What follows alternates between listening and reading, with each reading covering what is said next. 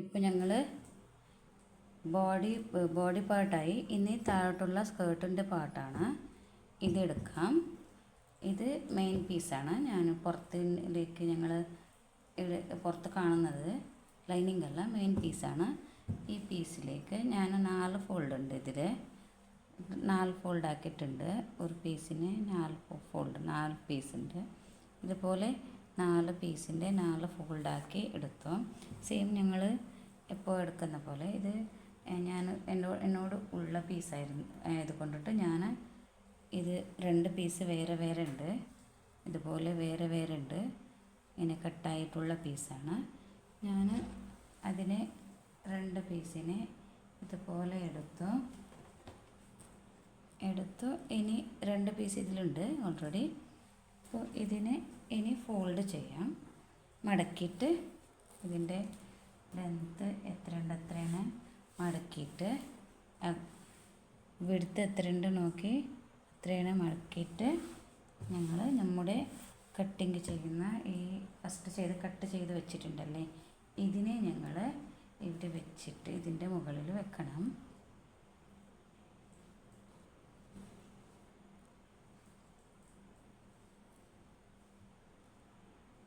ഇതുപോലെ വെക്കണം. ഇത് മെയിൻ പീസും ഇതും ഒട്ടായി വെച്ചു.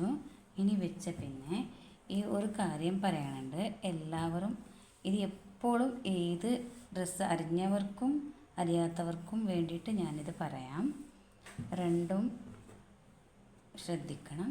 എന്തെന്ന് പറഞ്ഞാൽ ഞങ്ങളിപ്പോൾ ഉള്ളിലേക്കൊരു ലൈനിങ് ഇട്ടിട്ട് ചെയ്യുന്ന ഡ്രസ്സല്ലേ ഇത്.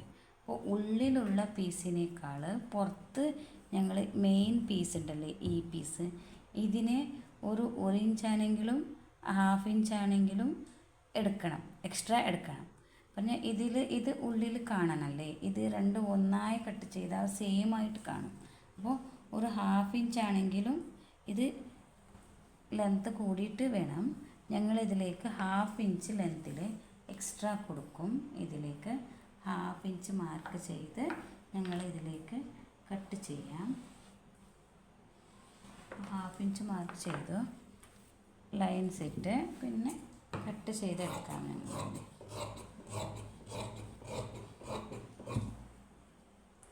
പിന്നെ ഇവിടെ ഒരു കട്ട്സ് കൊടുക്കാം ഇതുപോലെ. ഇനി ഞങ്ങൾ ഇവിടെ 1/2 ഇഞ്ചിൽ ഞങ്ങൾ കട്ട്സ് കൊടുത്തിട്ടുണ്ടല്ലേ, ഇവിടെ ഇപ്പോൾ 1/2 ഇഞ്ച് താഴെയുണ്ട്. ഇതിൽ 1/2 ഇഞ്ച് കൊടുത്താൽ 1 ഇഞ്ചായി.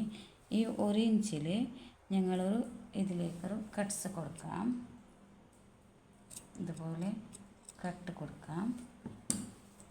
ഇനി ഇതിൻ്റെ ഫിനിഷായി. ഇത് 2 ഭാഗം ആയി. ഇത് മെയിൻ പാർട്ട്, ഈ പാർട്ട്, ഇത് 2 ആയി. ഇനി ഞങ്ങൾ ഇതിലേക്ക് കെട്ടുന്ന ഇതിൻ്റെ ബാക്കിൽ കെട്ടുന്ന ബോ, ഈ ഫ്രണ്ടിൻ്റെ ബോ ഉണ്ടല്ലേ, ഈ ബോ പിന്നെ ഇതുപോലത്തെ നൂല്, ഇതിനെ ഞങ്ങൾ ഇപ്പോൾ ചെയ്യണം. ഇതിൻ്റെ കട്ട് ചെയ്യണം. ഇതുപോലത്തതൊന്ന് കട്ട് ചെയ്യണം. ഇതിൻ്റെ ലെന്ത് ഒന്ന് നോക്കാം, എത്ര ലെന്ത് ഉണ്ടെന്ന് നോക്കിയിട്ട് കട്ട് ചെയ്യാം. ഇതിൻ്റെ ലെന്ത് 13 ഇഞ്ച് ഉണ്ട്. 13 ഇഞ്ച് പ്ലസ് സ്റ്റിച്ചിങ്ങിൻ്റേത് 1 ഇഞ്ച് 14 ഇഞ്ച് വേണം. അപ്പോൾ ഞാൻ നിങ്ങൾക്ക് ഒന്ന് എഴുതിയിട്ട് വെക്കാം. ക്ലോത്ത് ത്രെഡാണ്, തുണിയുടെ നൂലാണ്, ബാക്കിൽ കെട്ടുന്ന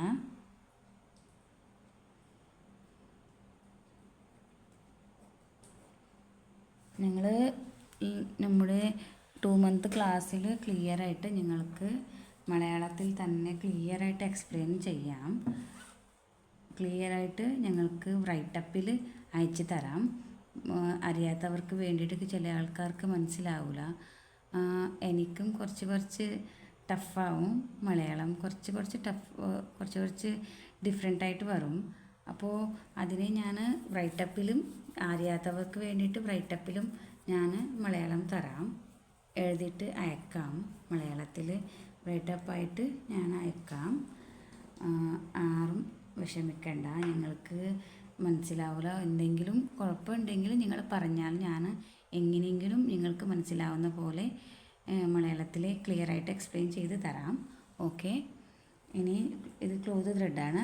ഇത് 12 ഇഞ്ച് പ്ലസ് 1 13 ഇഞ്ചായി ലെങ്ത്ത് ഇതിൻ്റെ അളവ്.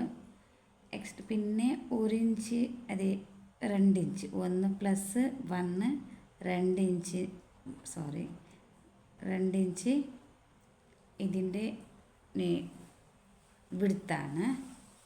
അപ്പം ഞങ്ങൾ ഒന്ന് ഇതിനെ കട്ട് ചെയ്യാം.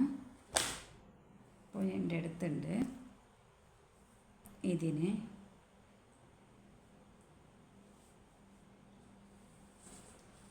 ഈ പീസ് വേണ്ട ഞങ്ങൾക്ക്.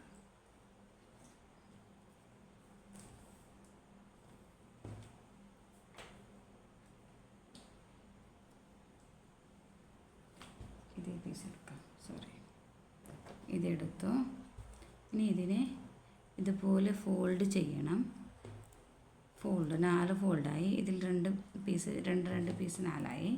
അപ്പോൾ ഈ ഫോൾഡ് ചെയ്തു 13 ഇഞ്ച് മാർക്ക് ചെയ്യണം. 13ൻ്റെ മാർക്ക് ചെയ്യണം. ഫോൾഡല്ല, സ്ട്രൈറ്റ് ആയിട്ട് എടുക്കാം. ഞങ്ങൾക്ക് 2 പീസ് വേണമല്ലേ. ഇങ്ങനെ സ്ട്രൈറ്റ് ഇട്ടു, കട്ട് ചെയ്തെടുത്തു. ഫിനിഷിങ് കിട്ടണമല്ലേ. ഇനി 13 ഇഞ്ച് മാർക്ക് ചെയ്തു. ഇവിടെ ഇതുപോലെ മാർക്ക് ചെയ്തു. ഇനി ഇവിടെ 4 ഇഞ്ച് വരണം. 2 ഇഞ്ച് വരണം. 2 ഇഞ്ചിലേക്ക് ഇവിടെ മാർക്ക് ചെയ്യാം.